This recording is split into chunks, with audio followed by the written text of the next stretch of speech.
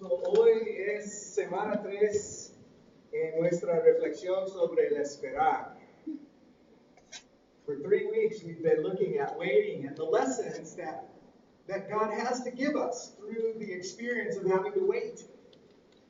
The first week we looked at how waiting demands of us patience that we often do not want or don't know how to bring to the circumstance. La primera semana miramos cómo la espera nos ayuda a descubrir cómo tener paciencia y cómo guardar esperanza en medio del esperar. The second week we looked at how waiting teaches us to live in this moment, not in the past, not in the future, but today, here and now, where we are. Cómo vivir en el presente también es una lección del esperar. Today, I want to talk about how waiting reminds us, teaches us, helps us to become aware of our powerlessness. Como el esperar exige de nosotros una presencia, un reconocimiento de nuestra falta de poder, nuestra falta de poder. We've spoken in the last couple of weeks about how when we wait, we are waiting because of something that we lack in our lives. We're waiting for something we don't have, something either that we've lost and we're trying to get back, or something that we are trying to acquire that we don't have yet, something we need that we're trying to get a hold of. Entonces, el proceso de esperar normalmente requiere o indica que hay una falla, algo que falta en nuestra vida. Now, Zephaniah, who we just read, he only has 3 chapters in his book. He's what's called one of the minor prophets.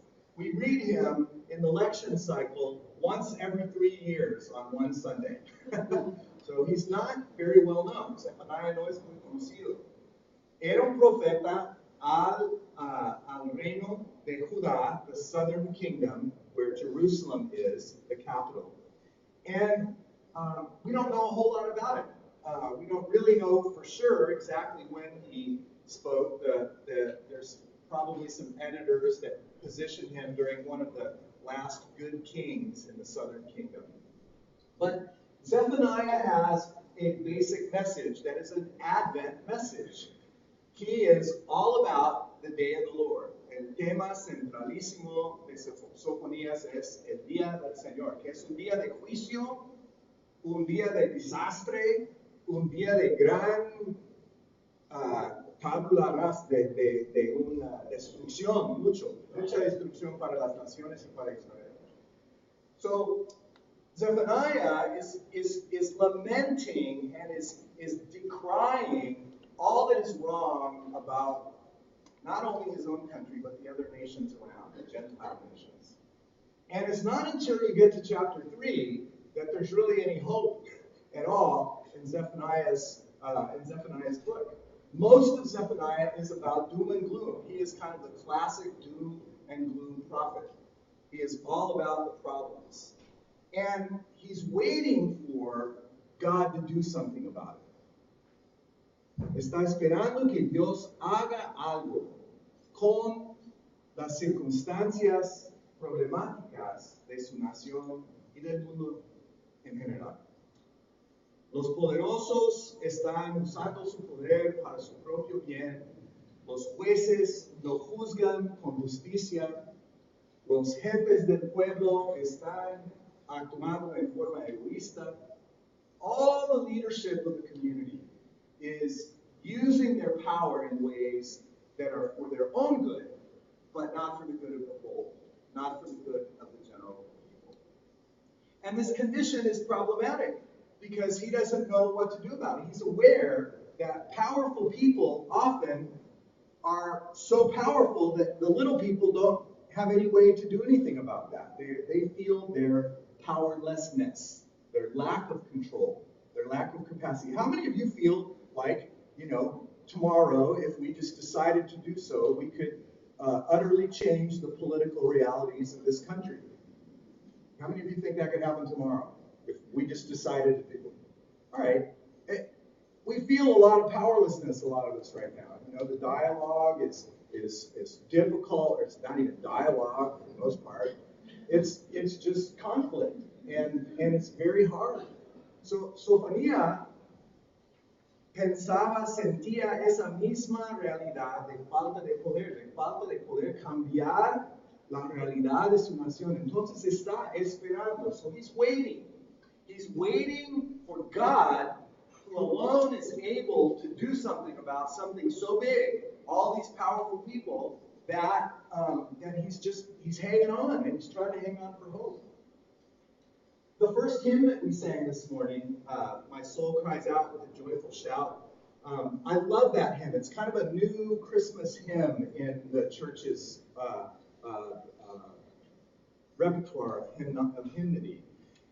But it's a new telling of Mary's Magnificat, which is a similar kind of prayer. It's praying for God to come and bring the powerful down and lift up the humble, lift up the little ones. Because there's a sense that the only way that can happen is if God does it. Wait, looking at Zephaniah, we come finally in the 3rd chapter to these verses that we read. Therefore, says the Lord, wait for me. Wait for me. For the day that I will stand up and assemble the nations to pour out my wrath upon them and my fierce anger. So Zephaniah hears this word from the Lord, just wait, and that day will come. Pues, in Israel's history, that reality was that day did come. And bam, Babylon came down and knocked the Jesus out of all of the powerful ones that were in place. And things got completely done over. Sucedió para ellos que hubo un cambio inmenso, un día del Señor, cuando todos los poderosos perdieron su lugar, perdieron su posición, perdieron su poder, y Dios pudo comenzar de nuevo con el reino de Judá. What's interesting to me is what is left after that happens. What's left after that happens, Zephaniah says, the very latter part of this, will be the remnant of Israel. El remanente quedará. Gente que no hablarán mentiras, que no serán engañosas, que serán humildes y sencillos. Dejaré un remanente en medio de ti, un pueblo humilde. What I want to talk about today is how that experience of powerlessness leads us, if we are willing, leads us to the gift of humility. To the gift of humility. Waiting in powerlessness is an experience that opens us up to greater humility, which is one of the most fundamentally important spiritual qualities for our lives. Now, cuando uno siente que tiene control y poder, es muy difícil sentir humildad y esperar. An example for me. When I feel powerful, when I feel like I can do something, it's really hard for me to just wait and to just be still and to be humble. So I remember when this H-E-B store right here was not the bigger, nicer size that it is now, and it was a little bitty dinky H-E-B. Y'all remember that? It was un H-E-B muy pequeñito.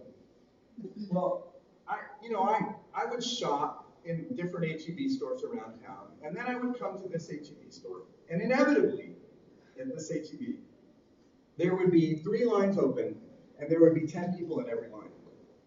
And there would be 4 or 5 other cash registers possibly available, but nobody was ever there. There was only 3 people there checking out, and there was 10 people in line. You had to wait forever in the line.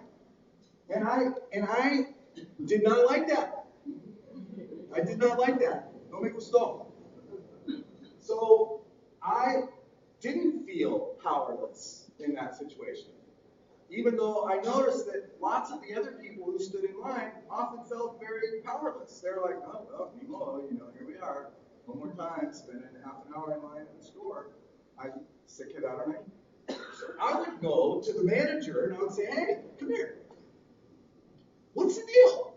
I go to the HEBs in other parts of town, and when the lines look like this, somebody's paying attention and opening another cash register or two. So what's happening here?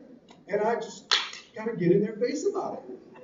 And you go, oh, I'm so sorry, sir. And I think partly because I'm a gringo.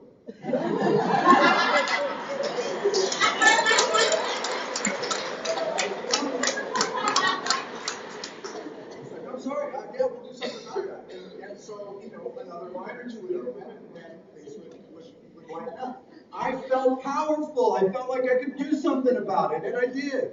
I wasn't willing to just stand there and go.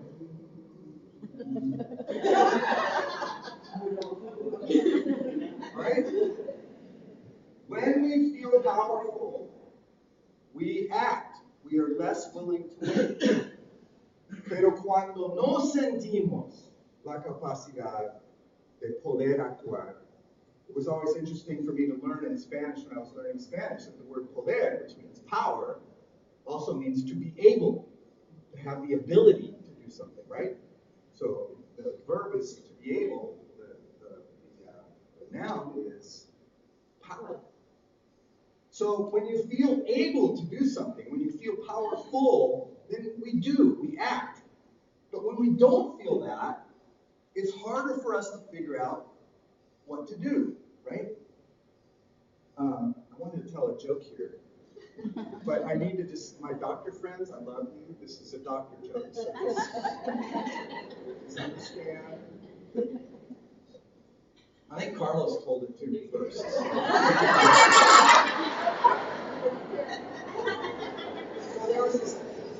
there was this doctor, and doctors feel very powerful most of the time, right? Not always, but they feel very powerful most of the time. And so there was this doctor who died and went to heaven. And he gets up there, and there's a long line, like the HEB, right? There's a long line. And the doctor's like, I'm not waiting in line. I'm never waiting in line. And so he walks up to the front and goes, Peter, I'm Dr. So-and-so, and it's time for me to come in. He's like, Doc, up here, everybody's on equal footing. End of the line. It's like, are you kidding me? No, equal footing, back of the line. So he's like, wow. Muy así decaído, porque ya tiene que esperar como todos los demás. Y está ahí esperando, sintiendo su falta de poder. Y de repente viene un señor vestido de un saco blanco de doctor con su stethoscope y ya va caminando y llega al frente y St. Peter lets him right in, no? He just lets this guy that's dressed as a doctor right in. And so he gets out of line again. He goes up, he goes, hey! Who was that? He goes, oh, that was Jesus. He just likes to play doctor.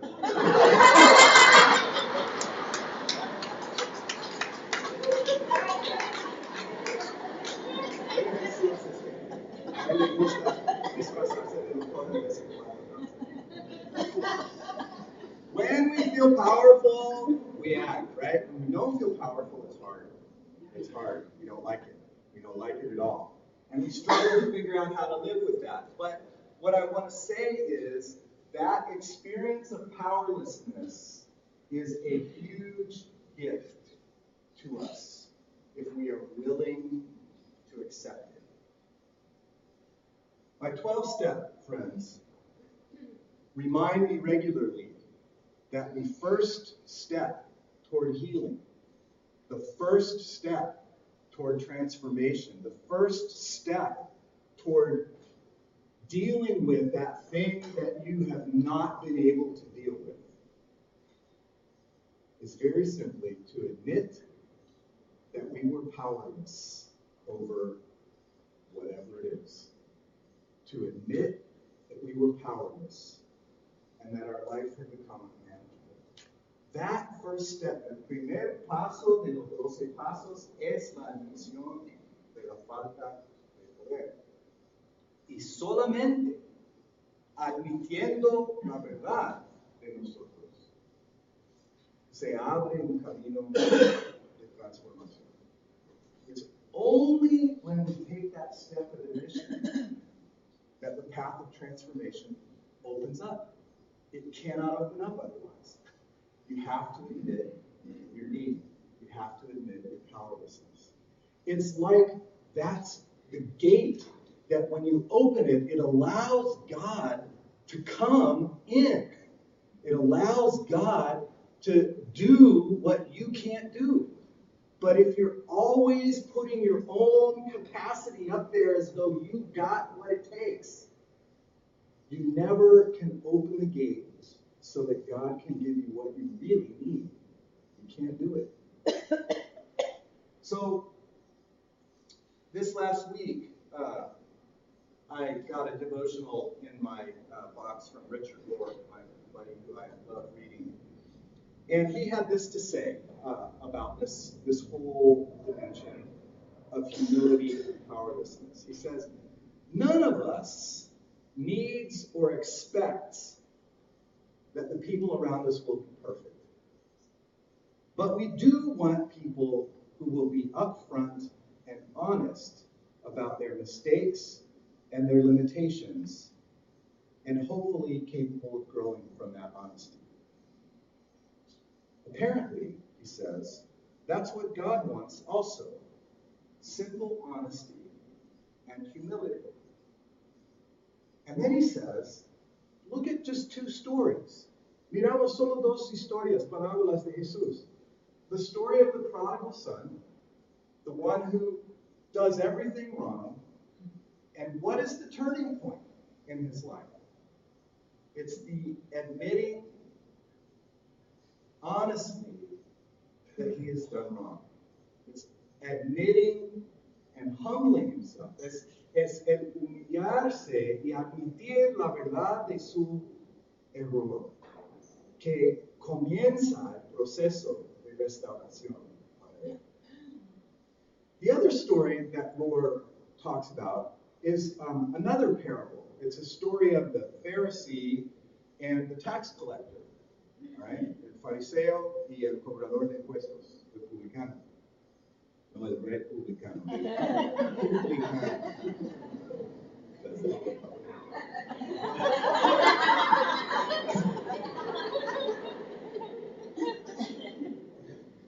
They're both praying. These two guys are praying at the temple. And the tax collector is broken. His heart is broken. And he is admitting honestly his sin and his failure to God. And praying very quietly in that way before God, but with tears and just deep grief over what his errors have been. And then right beside him is the Pharisee, the outstanding pillar of the church who prays with beautiful language and who thanks God that he is not a sinner like this guy who's praying next to me, and thanks God that he has been given the gift of the law and that he has been able to be free of any sin and his life is pure, and thank you and thank you. And Jesus asks the question, which of these two is going to leave whole, justified, made right? Which one? The one who's honest. The one who's humble. The one who acknowledges his failure and his powerlessness. Not the one who claims his highfalutin capacity to be a spiritual giant, but the one who's broken. That's the gift of powerlessness when we admit it. It opens us up and allows the mercy of God, permite que fluye hacia nosotros la misericordia y sanidad y gracia de Dios. Y no hay otra manera. Es el primer paso hacia nuestra salud, integridad y bienestar. So, Zephaniah was invited by God to wait in his powerlessness, to admit he couldn't do it, but to trust that God could, and that God desired to create in the place of powerful, arrogant, controlling people. God desired to create humble, honest, and faithful. And that's what I hope I can do. That's what I hope we can do. Because that kind of people are people God can really use in the world. Oremos. Ayúdanos, Dios, a admitir la falta de poder y no siempre andar por el mundo imponiendo nuestro control y fuerza. Más que todo, pedimos la humildad necesaria para admitir nuestra falta de control.